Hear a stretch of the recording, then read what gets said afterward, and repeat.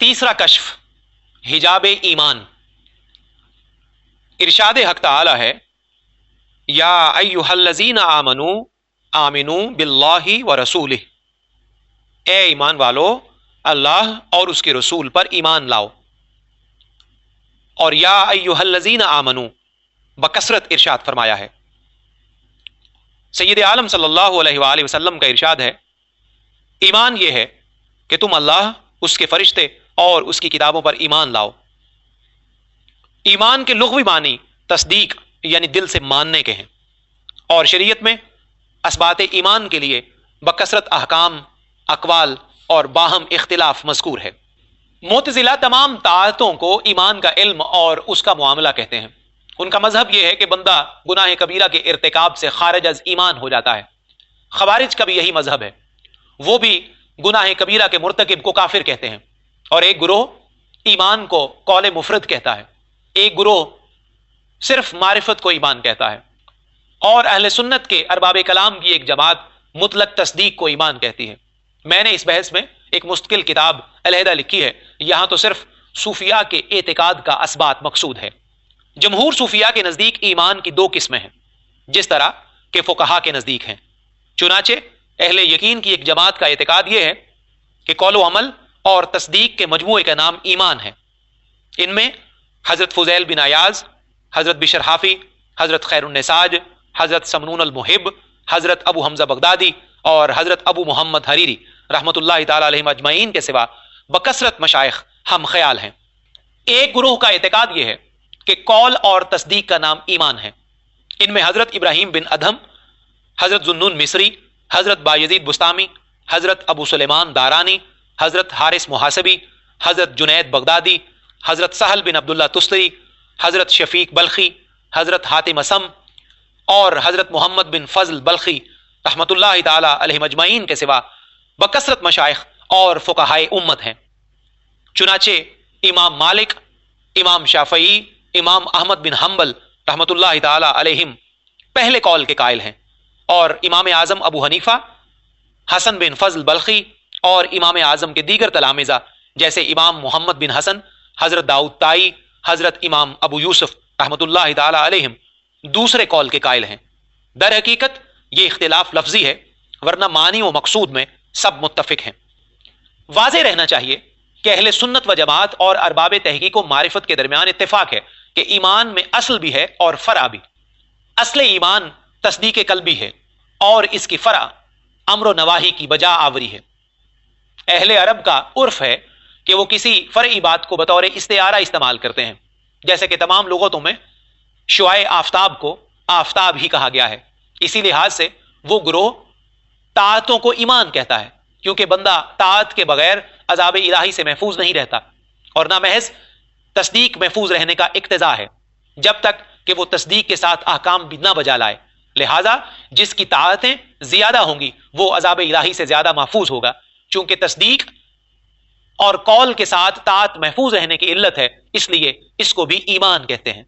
एक गुरोह का एतकाद यह है कि अजाब इलाही से महफूज रहने की इल्लत मारिफत है, ना कि इताअत।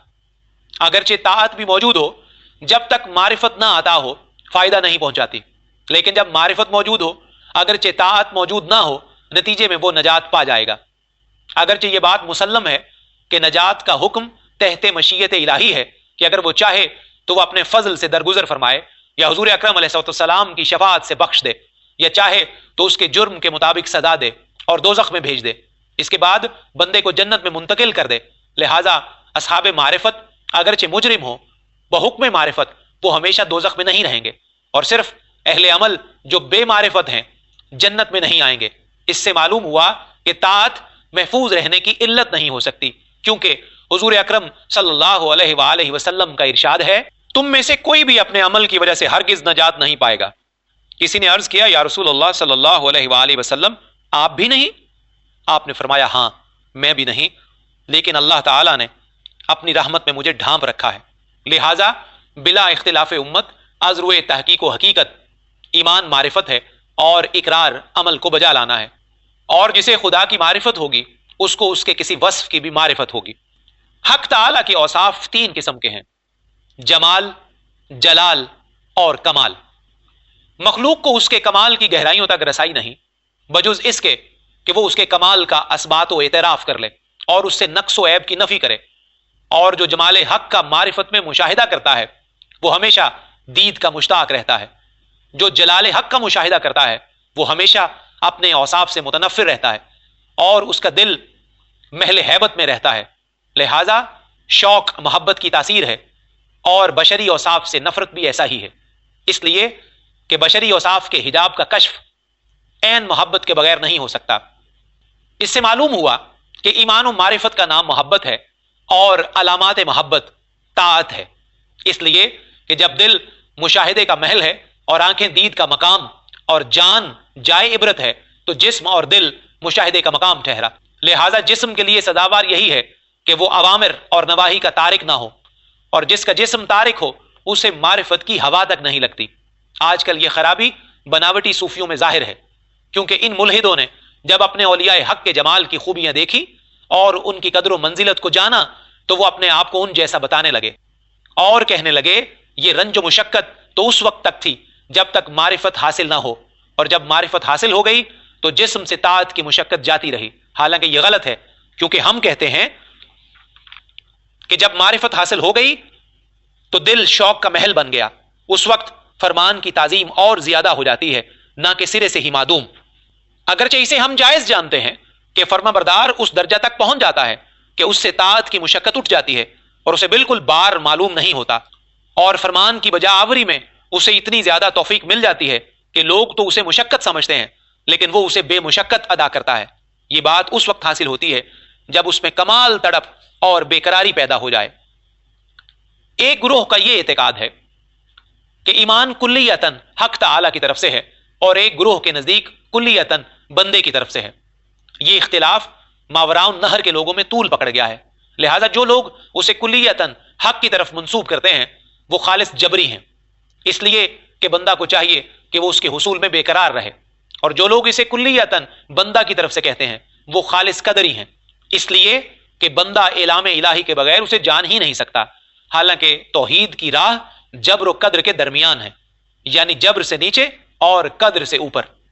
در حقیقت ایمان بندے کا فعل ہے جو حق تعالی کی ہدایت کے ساتھ شامل ہے، کیونکہ جسے خدا گمراہ کرے اسے کوئی ہدایت پر نہیں لا سکتا، اور جسے خدا ہدایت بخشے اسے کوئی گمراہ نہیں کر سکتا. اللہ رب العزت کا ارشاد ہے فَمَن يُرِدِ اللَّهُ أَن يَهْدِيَهُ يَشْرَحْ صَدْرَهُ لِلْإِسْلَامِ وَمَن يُرِدْ أَن يُضِلَّهُ يَجْعَلْ صَدْرَهُ ضَيِّقًا حَرَجًا. جسے اللہ ہدایت پر لانا چاہے تو سینے کو اسلام کے لیے کھول دیتا ہے، اور جسے وہ گمراہ کرنا چاہے تو اس کے سینے کو سخت اور تنگ کر دیتا ہے. اس ارشاد کے بموجب بندے کے لیے یہی زیبا ہے کہ وہ ہدایت کی توفیق کو حق تعالی سے اور فعل ایمان کو خود اپنے آپ سے منسوب کرے. علامات ایمان.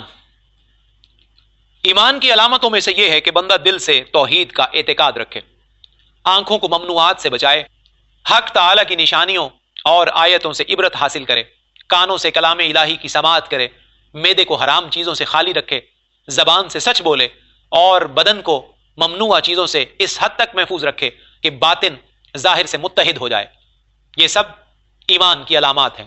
اسی بنا پر ایک گروہ نے معرفت ایمان میں کمی اور بیشی کو جائز رکھا ہے، حالانکہ سب کا اتفاق ہے کہ معرفت ایمان میں کمی بیشی جائز نہیں ہے، کیونکہ اگر معرفت میں کمی بیشی کو جائز مانا جائے تو معروف میں بھی کمی بیشی لازم آتی ہے، جبکہ معروف میں کمی بیشی جائز و ممکن ہی نہیں تو معرفت میں بھی جائز نہیں ہونی چاہیے. اس کی وجہ یہ ہے کہ معرفت میں نقص و کمی نہیں ہوتی، لہٰذا یہی مناسب ہے کہ فروع اور عمل میں کمی بیشی نہ ہو. البتہ بالاتفاق طاعت میں کمی اور بیشی جائز ہے. اور حشویوں کے لیے جو ان دونوں طبقوں سے نسبت کا دعویٰ کرتے ہیں یہ مسئلہ ان کے لیے دشوار ہے، کیونکہ حشویوں کا ایک گروہ جماعت کو بھی جزو ایمان کہتا ہے، ایک گروہ تو صرف قول ہی کو ایمان کہتا ہے، حالانکہ یہ دونوں باتیں بے انصافی کی ہیں. غرض کہ حقیقت ایمان یہ ہے کہ بندے کے تمام اوصاف طلب حق میں مستغرق ہوں، اور تمام اہل ایمان کو اس پر اتفاق کرنا چاہیے کہ سلطان معرفت یعنی حق تعالی کا غلبہ نامرغوب اوصاف کو مغلوب کر دیتا ہے، اور جہاں جہاں ایمان ہو وہاں وہاں سے انکار کے اسباب دور ہو جاتے ہیں. جیسا کہ ایک مقولہ ہے، جب صبح طلوع ہوتی ہے تو چراغ بیکار ہو جاتے ہیں، اور دن کے لیے کسی دلیل اور بیان کی حاجت نہیں ہوتی۔ اس کے ہم معنی کسی نے کیا خوب کہا ہے کہ روز روشن کو کسی دلیل کی ضرورت نہیں ہوا کرتی۔ ارشاد حق تعالی ہے، ان الملوک اذا دخلوا قریۃ افسدوها، سلاطین جب کسی بستی پر غالب ہو کر داخل ہوتے ہیں تو اسے ویران کر دیتے ہیں۔ جب عارف کے دل میں معرفت کی حقیقت غالب ہو کر داخل ہو جاتی ہے تو ہر قسم کا ظن، شک اور انکار اور اس کی طاقت کو فنا کر دیتی ہے، اور سلطان معرفت یعنی حق تعالی اس کے حواس اور خواہشات کو اپنا گرویدہ بنا لیتا ہے تاکہ وہ جو کچھ کرے، دیکھے اور جو کہے سب اسی کے زیر فرمان ہو۔ حضرت ابراہیم خواص رحمۃ اللہ علیہ سے لوگوں نے دریافت کیا کہ ایمان کی حقیقت کیا ہے؟ آپ نے فرمایا، فی الحال میں اس کا جواب نہیں دوں گا، اس لیے کہ جو کچھ کہوں گا وہ لفظ و عبارت ہوں گے، اور میرے لیے یہ ضروری ہے کہ میں معاملہ کے ساتھ جواب دوں۔ چونکہ میں مکہ مکرمہ جانے کا ارادہ رکھتا ہوں، اس غرض کے لیے تم بھی میرے ساتھ چلو تاکہ اس معاملہ کا جواب پا سکو۔ راوی کا کہنا ہے کہ میں نے ویسا ہی کیا۔ میں ان کے ساتھ جنگل سے گزر رہا تھا تو ہر روز 2 روٹیاں اور 2 گلاس پانی غیب سے نمودار ہوتے، جس میں سے ایک میرے آگے اور ایک اپنے آگے رکھ لیتے، یہاں تک کہ اس جنگل میں ایک روز ایک بوڑھا سوار آیا۔ جب اس نے ان کو دیکھا تو گھوڑے سے اتر کر مزاج پرسی کی، پھر کچھ دیر باتیں کی، اس کے بعد سوار چلا گیا۔ میں نے عرض کیا، اے شیخ یہ بوڑھا کون تھا؟ انہوں نے فرمایا، یہ تمہارے سوال کا جواب تھا۔ میں نے پوچھا کس طرح؟ شیخ نے فرمایا، وہ حضرت خضر علیہ السلام تھے، انہوں نے میرے ساتھ رہنے کی اجازت چاہی لیکن میں نے منظور نہ کیا۔ میں نے کہا، آپ نے کیوں انکار فرمایا؟ شیخ نے جواب دیا، مجھے خطرہ تھا کہ ان کی صحبت میں میرا اعتقاد حق تعالی کے سوا ان کے ساتھ نہ ہو جائے، اس طرح میرا توکل نہ برباد ہو جائے، کیونکہ ایمان کی حقیقت توکل کی حفاظت ہے۔